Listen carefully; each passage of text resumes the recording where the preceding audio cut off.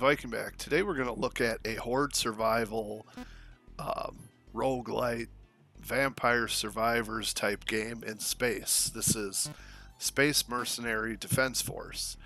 And we're going through some of the things here. You know, there's stuff to unlock. It's the basic formula of all these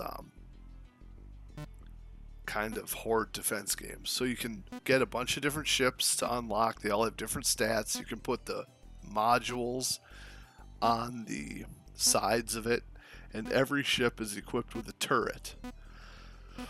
So the turret has different strengths, and there's different skins to unlock. You know, some ships, their turret is stronger, and that's like the main weapon you start out with.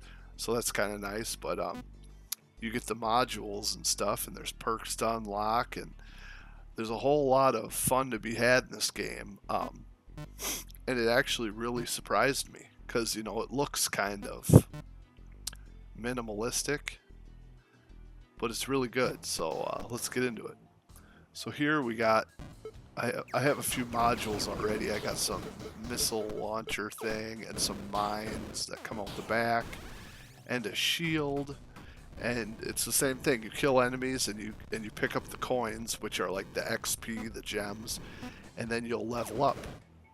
And there's a bunch of different mini games, like instead of treasure chests, there's like slot machines and flip a coin and it kind of weird stuff, but it gets the job done for what you're wanting it to do. But you basically have to survive for 20 minutes, and the waves just keep getting harder and harder, and you just keep leveling up and upgrading your weapons, and it's, you know, the basic formula, except you're in space instead of, you know, goblins and bats and demons on the ground. So I kind of thought that was cool. The graphics look pretty good. The planets look cool. The little beacons look cool. I mean, it's a surprising game, and I was surprised with the quality of it once I got into it and how it handles. It handles really good, really nice. And it's fun to upgrade everything. And it was just one of those kind of rare gem type of games where I'm like, alright, well, this is kind of actually pretty fun. And it has an element of a space shooter, whereas there's bosses, you know, and the boss levels kind of play out like a typical kind of 2D space shooter. Like here's one right here. This one is more just a bigger creature mini boss, but some of them are like, you know, relegated to the side, and you have to dodge almost like a bullet hell or a shooter. You know, you have to dodge their projectiles, and they have patterns and stuff, which is awesome. Definitely a different take on the genre, which I appreciate. And I've really been getting into these. There, I just beat it, and you get a big level up.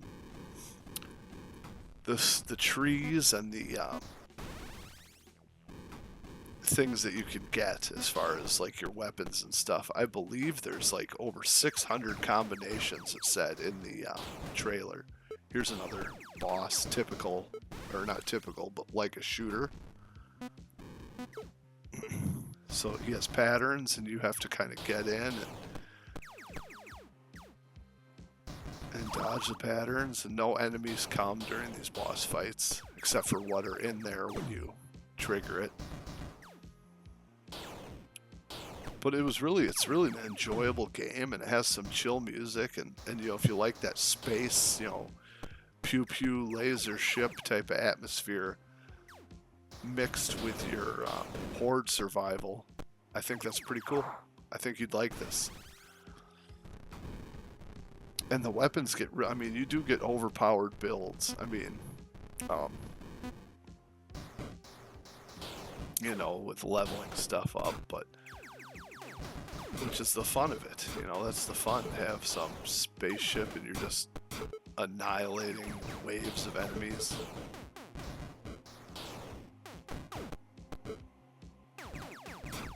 And each of the ships do like, so the modules, like the layout of the modules is weird. Like this one has, you know, kind of four, you can see the four corners on the ship. The turret is, I think, in the back on the end. And then the two modules in the back face back, and the two modules in the front face forward.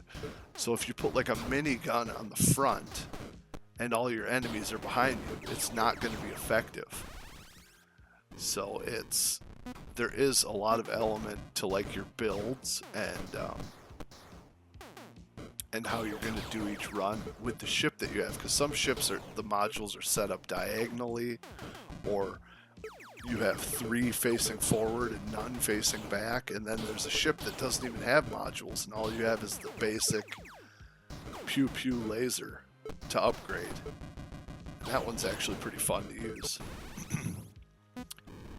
So like the head, if you look at the power-ups there, I mean, I don't know, I'll have to pause the video or whatever, but there's just a lot of stuff. There's these events here. If you can see at the top, there's like red, it's solar flare, so I have these random fire is just, you know, spawning in, you have to dodge it. It's kind of like random events. There's meteor storms, space lightning, just a whole bunch. And there's missions where, like, your map is up in the right corner, and if you get on there, there'll be like question marks, and there'll be missions like escort missions, escort like a little ship, shuttlecraft to one side of the map while you're fighting all the enemies, and there's different, you know, kind of random missions, and they're all pretty fun. Like, I don't know, like I said, this game surprised me, and it's really cool. So, if you're looking for more, I'm playing it on PlayStation. It's on PlayStation. Here's the little jackpot treasure thing. I mean, it's kind of weird, slot machine in space, but